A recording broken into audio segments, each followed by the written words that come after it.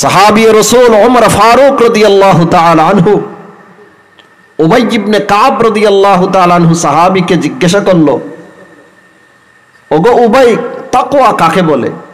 তখন উবাই ইবনে কাব বলেন, ওমর, জীবনে কোনোদিন কাঁটাওয়ালা পথ আপনি অতিক্রম করেছেন? ওমর বলল, হ্যাঁ, অতিক্রম করেছি। উবাই ইবনে কাব জিজ্ঞাসা করলো, কাঁটাওয়ালা পথ আপনি কিভাবে অতিক্রম করেছেন? ওমর ফারুক রাদিয়াল্লাহু তাআলা আনহু উত্তর দিয়েছে, এমন ভাবে অতিক্রম করেছি যাতে আমার শরীরে একটা কাঁটাও না লাগে। আমার শরীরে যাতে একটা কাঁটাও না লাগে এমন ভাবে কাঁটাওয়ালা পথ আমি অতিক্রম করেছি। তখন উবাই ইবনে কাব রাদিয়াল্লাহু তাআলা আনহু ওমরকে বলেন, ওমর, এমন ভাবে জীবন যাপন করার নাম হলো তাকওয়া। তার মানে মায়ের পেট থেকে যখন একবার দুনিয়াতে এসেছি, একদিন এই দুনিয়া ছেড়ে আমাদের চলে যেতে হবে।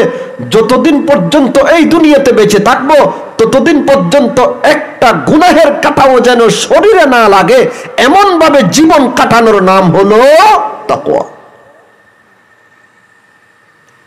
মুহতারাম হাজিরিন, সমাজকে যদি আমরা সংশোধন করতে চাই, মাদক মুক্ত সমাজ যদি আমরা গঠন করতে চাই, অপরাধ মুক্ত সমাজ যদি আমরা গঠন করতে চাই, তাহলে তাকওয়ার কোনো বিকল্প নেই। যেই জায়গায় গোয়েন্দা পুলিশ নেই, যেই জায়গায় ক্যামেরা নেই,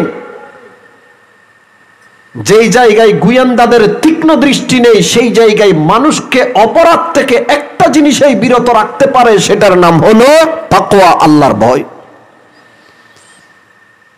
তাকওয়ার বিষয়টা আরেকটু ক্লিয়ার করার জন্য দুটি ঘটনা আমি আপনাদের সামনে তুলে ধরতে চাই। হাকিমুল উম্মত আশরাফ আলী থানভী রহমতুল্লাহি আলাইহি, উনি ট্রেনে করে মিরাট নামক জায়গাতে সফর করতেছে। ওনার বাড়ি হচ্ছে থানাবন। উনি থানাবন থেকে মিরাট নামক স্থানে যাবে ট্রেনে করে। এক আত্মীয়ের বাড়িতে বেড়াইতে যাচ্ছে, সাথে উনি যেহেতু আত্মীয়ের বাড়িতে বেড়াইতে যাচ্ছে, কিছু হাদিয়ে নিয়ে যাওয়া সুন্নত, সেই জন্য একটা ইক্কুর গাঠটি নিয়েছে, আখের গাঠটি, কুশালের গাঠটি। ট্রেন স্টেশনে গিয়ে যখন পৌঁছলো,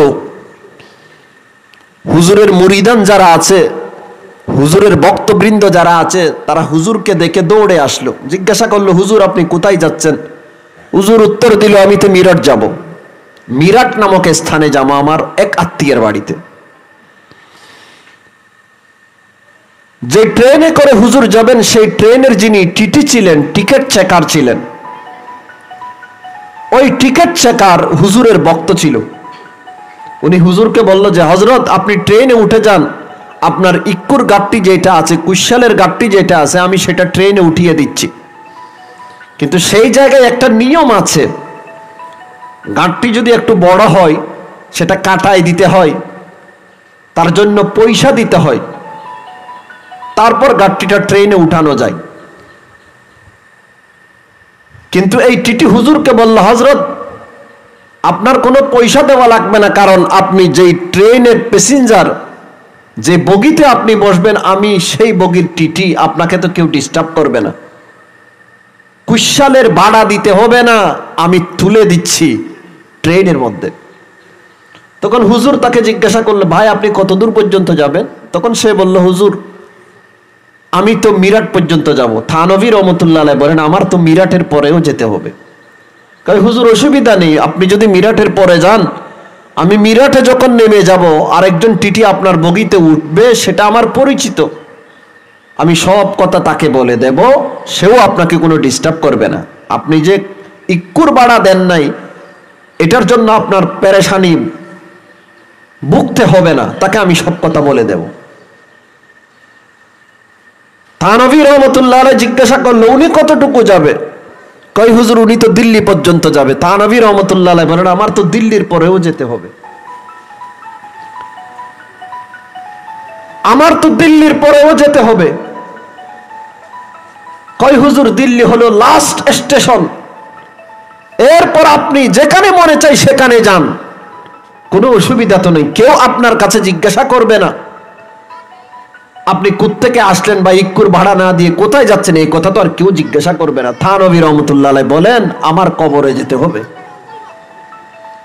মিরাটের পরে যেতে হবে তার মানে দিল্লি যেতে হবে তাই নয়, দিল্লির পরে যেতে হবে তার মানে হচ্ছে আমার কবরে যেতে হবে।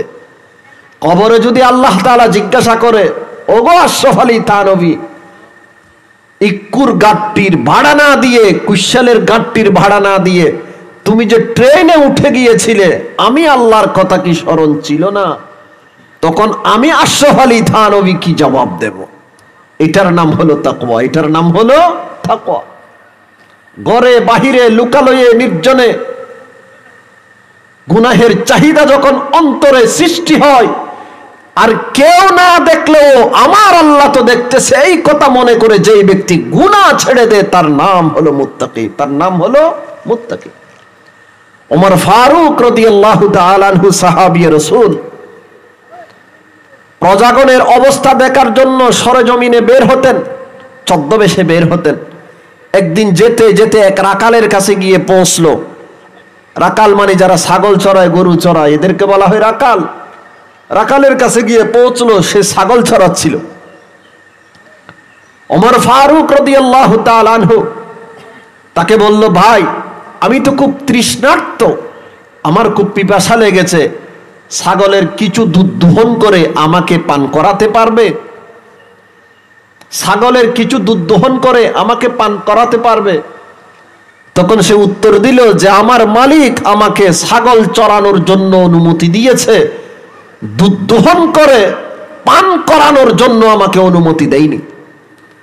তখন ওমর ফারুক রাদিয়াল্লাহু তাআলা আনহু আরেকভাবে ওনাকে পরীক্ষা করলো, ভাই ঠিক আছে, একটা ছাগল আমার কাছে তুমি বিক্রি করে ফেলো, তুমিও কিছু পয়সা পাবে, আমিও কিছু দুধ পান করে আমার তৃষ্ণাটা আমি নিবারণ করব। আর তোমার মালিক যদি জিজ্ঞাসা করে যে একটা ছাগল কম কেন, তুমি বলবে বাঘে খেয়ে ফেলেছে। তখন ওই ছাগলের রাকাল সাথে সাথে ওমর ফারুক রাদিয়াল্লাহু তাআলা আনহুকে উত্তর দিয়েছে, ইয়া হাযা ফাইনাল্লাহ, হে ভাই, আমার মালিককে যদি আমি বলি একটা ছাগল বাঘে খেয়ে ফেলেছে, হয়তো আমার মালিক আমার কথা বিশ্বাস করবে, কিন্তু আমার মালিকের মালিক আহকামুল হাকিমিন রব্বুল আলামিনকে আমি কিভাবে বুঝাবো? আমার মালিক না দেখলেও আমার মালিকের মালিক তো দেখতেছে। এটাকে বলা হয় তাকওয়া। কেউ না দেখো, কিন্তু আমার মালিকের মালিক আহকামুল হাকিমিন তো দেখতেছে। আমি যে পাপ করতেছি কেউ না দেখলেও আল্লাহ দেখতেছে, এমন কথা মনে করে যে ব্যক্তি গুনাহ ছেড়ে দেয় তার নাম হলো মুত্তাকি। আল্লাহ আমাদেরকে সেই রকম মুত্তাকি হওয়ার তৌফিক দান করেছেন। নামাজ পড়লে মানুষ মুসল্লি হয়, হজ করলে মানুষ হাজী সাহেব হয়, কিন্তু মুত্তাকি হওয়ার জন্য নামাজও পড়তে হবে, গুনাহও ছাড়তে হবে। আমি নামাজ পড়লাম, সুদও খাইলাম, আমার নাম মুত্তাকি না, বেশি থেকে বেশি আমার নাম মুসল্লি। হজ করলাম, ঘুষও খাইলাম, আমার নাম বেশি থেকে বেশি হাজী সাহেব, কিন্তু আমি মুত্তাকি না। মুত্তাকি হওয়ার জন্য নামাজও পড়তে হবে, রোজাও রাখতে হবে, হজও আদায় করতে হবে, যাকাতও আদায় করতে হবে, সাথে সাথে পাপাচার থেকেও মুক্ত থাকতে হবে। আর আল্লাহ পাক রব্বুল আলামিন জান্নাত তৈরি করে রেখেছেন মুত্তাকির জন্য। সেই মুসল্লির জন্য জান্নাত নেই যেই মুসল্লি নামাজ পড়ে সুদ থেকে বাঁচে না, যেই মুসল্লি নামাজ পড়ে ঘুষ থেকে বাঁচে না, যেই মুসল্লি নামাজ পড়ে গীবত করে, জুলুম নির্যাতন করে, মিথ্যা কথা বলে, সেই মুসল্লির জন্য আল্লাহ তাআলা জান্নাত রাখেননি। আল্লাহ জান্নাত রেখেছেন মুত্তাকির জন্য। মুত্তাকি মানে যেই ব্যক্তি ইবাদত বন্দেগীও করে, সাথে সাথে পাপাচার থেকেও বেঁচে থাকে। আল্লাহ আমাদেরকে সেই রকম মুত্তাকি হওয়ার তৌফিক নসিব করুন।